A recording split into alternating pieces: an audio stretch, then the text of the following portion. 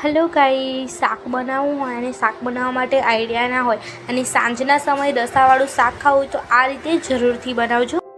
હાલ હું 200 ml જેટલું દહીં લઈશ। તેની અંદર આપણે થોડું પાણી એડ કરીને એડ કરવાનું છે અને તે આની અંદર મિક્સ કરી લેવાનું છે। આપણે દહીંને ખૂબ સારી રીતે મિક્સ કરવાનું છે। 2 ચમચ લાલ મરચું એડ કરવાનું, હાફ ટીસ્પૂન ગરમ મસાલો, હાફ ટીસ્પૂન ધાણા જીરું એડ કરીને બધી વસ્તુને ખૂબ સારી રીતે મિક્સ કરવું।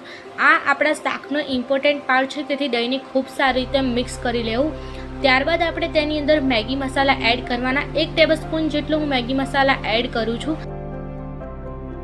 ગેસ ઓન કરી મીડિયમ ટુ લો ગેસની ફ્લેમ ઉપર આપણે કુકર મૂકીશું। તેની અંદર મેં 250 ગ્રામ જેટલી દૂધીને એડ કરીશું।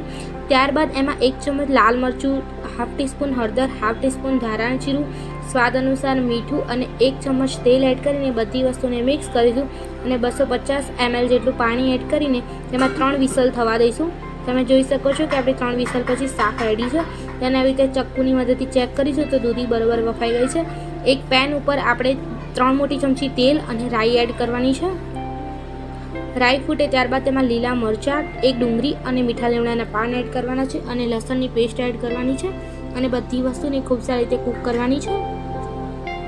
ઢાંકણ બંધ કરીને 2 મિનિટ સુધી કૂક થવા દઈશું। તમે જોઈ શકો છો કે એકદમ સારી રીતે કૂક થઈ ગયું છે। આપણે તેને ઠંડુ કરવાનું છે। 5 મિનિટ ઠંડુ થયા પછી આપણે એમાં મીઠું એડ કરીશું અને મિક્સ કરીશું અને ત્યારબાદ જે દહીંની પેસ્ટ બનાવી હતી તે દહીંની પેસ્ટ આની અંદર એડ કરીને મિક્સ કરવાનું છે। આ બધું ઠંડુ થાય પછી જ આપણે તેને મૂકવાનું છે।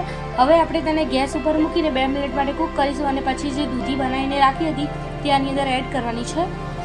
ત્યારબાદ આમાં કોથમીરના પાનને કટ કરીને એડ કરવાના છે।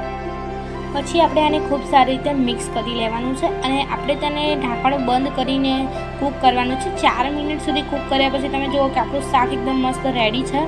તમે જુઓ કે એકદમ મસ્ત રસાવાળું શાક બન્યું છે। ખાવાનું મન થઈ ગયું ને તો એકવાર આ શાકને જરૂરથી ટ્રાય કરજો। મારી ચેનલને લાઇક કરો, શેર કરો અને સબસ્ક્રાઈબ કરો અને બેલ આઇકનને જરૂરથી દબાવો। Thank you for watching.